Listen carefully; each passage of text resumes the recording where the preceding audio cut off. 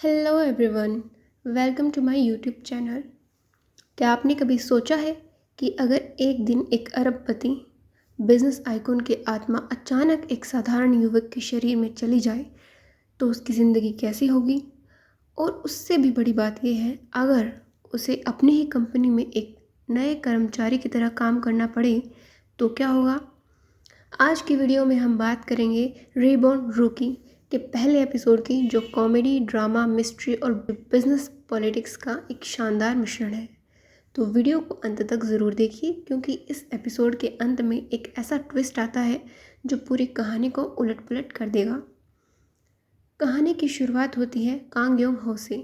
Kong Yong हो कोई आम इंसान नहीं है, वह देश की सबसे बड़ी और सबसे प्रभावशाली कंपनियों में से एक चोइसोंग ग्रुप का संस्थापक और चेयरमैन है। उन्होंने अपनी पूरी ज़िंदगी मेहनत करके इस बिज़नेस साम्राज्य को खड़ा किया है। उनकी एक आवाज़ पर हज़ारों कर्मचारी काम करते हैं और उनके फैसलों से करोड़ों डॉलर का कारोबार प्रभावित होता है। लेकिन अब उम्र बढ़ने के साथ साथ उन्हें यह चिंता सताने लगी है कि उनके बाद इस विशाल कंपनी को कौन संभालेगा। इसीलिए वह कंपनी के भविष्य को लेकर एक महत्वपूर्ण घोषणा करने वाले होते हैं। जैसे ही यह खबर पूरे परिवार और कंपनी में फैलती है, माहौल पूरी तरह से बदल जाता है। अब एंट्री होती है उनके जुड़वा बच्चों की। बाहर से देखने पर दोनों बेहद सफल और योग्य दिखाई देते हैं, लेकिन अंदर ही अंदर दोनों की नज़र सिर्फ एक चीज़ पर है, वो है पावर। दोनों चाहते हैं कि अगला चेयरमैन वही बने। शुरुआत में यह सिर्फ एक सामान्य प्रतियोगिता लगती है, लेकिन धीरे धीरे दर्शकों को महसूस होने लगता है कि इस परिवार के अंदर बहुत कुछ ऐसा चल रहा है जो दिखाई नहीं देता। मुस्कुराते चेहरों के पीछे लालच छिपा है, और यही लालच आगे चलकर बड़ी रहस्यों को जन्म देने वाला है। दूसरी तरफ कहानी हमें मिलवाती है एक बिल्कुल अलग दुनिया से।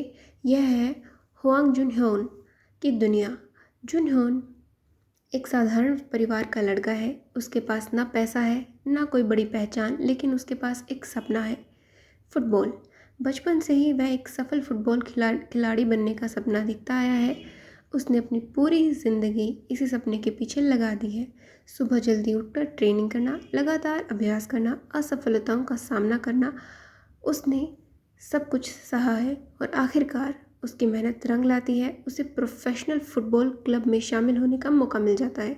यह खबर सुनकर उसकी खुशी का ठिकाना नहीं रहता। उसे लगता है कि ज़िंदगी अब बदलने वाली है। वह अपनी दादी के साथ इसी खुशी को साझा करता है। दोनों भविष्य के सुंदर सपनों को देखते हैं। जुन ह्योन सोचता है कि अब वह अपनी दादी को एक बेहतर ज़िंदगी देगा, लेकिन किस्मत को कुछ और ही मंजूर था। उस रात जब वह अपने सपनों के साथ घर लौट रहा था, तभी अचानक एक तेज़ रफ्तार कार उसकी तरफ बढ़ती है और अगले ही पल एक भयानक दुर्घटना हो जाती है। कार उसे ज़ोरदार टक्कर मारकर वहाँ से भाग जाती है। सड़क पर घायल पड़ा जुन ह्योन दर्द से तड़प रहा होता है। कुछ ही क्षण पहले लड़का अपने सुनहरे भविष्य के सपने देख रहा था। उसकी पूरी दुनिया एक झटके में बिखर जाती है। जब उसे अस्पताल में होश आता है तो डॉक्टर की बात सुनकर उसके पैरों तले ज़मीन खिसक जाती है। डॉक्टर बताते हैं कि उसकी चोटें बहुत गंभीर हैं और शायद अब वह पहले की तरह फुटबॉल नहीं खेल पाएगा। यह सुनते ही उसका दिल टूट जाता है। जिस सपने के लिए उसने वर्षों तक संघर्ष किया था, वह सपना अब खत्म होता दिखाई दे रहा था। उसकी आंखों में गुस्सा, दर्द, निराशा साफ दिखाई दे रहे थे, लेकिन रोने और हार मानने के बजाय वह एक फैसला करता है। वह उस व्यक्ति को ढूंढेगा जिसने उसकी ज़िंदगी बर्बाद कर दी। इसी दौरान कहानी फिर से कांग योंग हो की तरफ लौट आती है। कंपनी के अंदर कुछ गड़बड़ चल रही है। कांग योंग हो को धीरे धीरे पता चलने लगता है कि उसकी कंपनी में बड़े स्तर पर भ्रष्टाचार हो रहा है।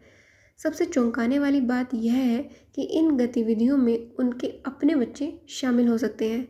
शुरुआत में उन्हें इस बात पर विश्वास नहीं होता, लेकिन जैसे जैसे सबूत सामने आते हैं उनका शक बढ़ता जाता है। उन्हें महसूस होने लगता है कि जिन लोगों पर उन्होंने सबसे ज़्यादा भरोसा किया, वही लोग उनके सपनों को बर्बाद कर रहे हैं।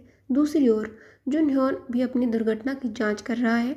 वह अलग अलग सुराग इकट्ठा कर रहा है और धीरे धीरे उसे एहसास होने लगता है कि यह कोई साधारण सड़क दुर्घटना नहीं थी।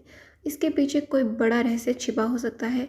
इस सोच के कारण वह आगे बढ़ता है। कुछ सुराग सीधे चॉइसोंग ग्रुप तक ले जाते हैं, लेकिन कांग योंग हो जल्द ही समझ जाते हैं कि यह ज़िंदगी उसके लिए एक अवसर भी हो सकती है।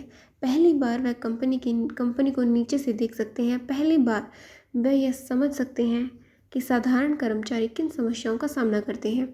और सबसे महत्वपूर्ण बात, अब कोई उन्हें पहचान नहीं सकता।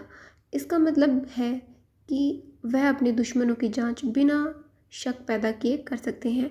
एपिसोड के अंतिम हिस्से में कांग योंग हो एक बड़ा फैसला लेते हैं। वह अपनी कंपनी में एक नए कर्मचारी के रूप में प्रवेश करेंगे। एक रूकी, एक ऐसा इंसान जिसे कोई नहीं जानता, लेकिन जिसके पास दशकों का अनुभव, असाधारण बुद्धि था।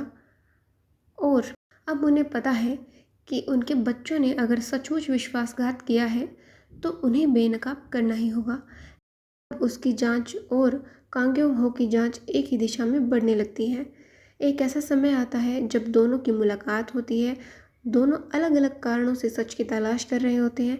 कांग योंग हो अपनी कंपनी को बचाना चाहते हैं और जुन ह्योन अपनी ज़िंदगी बर्बाद करने वाले लोगों को सज़ा दिलाना चाहता है। लेकिन तभी कहानी में आता है एक बड़ा मोड़। एक खतरनाक घटना के दौरान दोनों गंभीर हादसे से शिकार हो जाते हैं। इसके बाद जो होता है उसकी कल्पना कोई नहीं कर सकता। जब कांग योंग हो की आँख खुलती है तो उसे सब कुछ अजीब लगने लगता है। कमरा वही है, लोग वही है, लेकिन कुछ तो गलत है। वह आईने में देखते हैं और अचानक सन्न रह जाते हैं। आईने में उनका अपना चेहरा नहीं दिखाई दे रहा। सामने दिखाई दे रहा युवा फुटबॉलर ह्वांग जुन होन। उन्हें समझ नहीं आता कि आखिर हो क्या रहा है। धीरे धीरे ऐसा महसूस होता है कि उनकी आत्मा जुन ह्योन के शरीर में पहुंच चुकी है। यहाँ से एपिसोड में कॉमेडी शुरू हो जाती है और ड्रामा दोनों एक साथ बढ़ने लग जाते हैं। एक आदमी जिसने पूरी ज़िंदगी महंगे सूट पहने, करोड़ों के फैसले लिए और हर कोई सम्मान देता था, जिन्हें अब उन्हें एक साधारण युवक की ज़िंदगी जीनी पड़ रही है। वह छोटी छोटी चीज़ों से परेशान होने लगता है।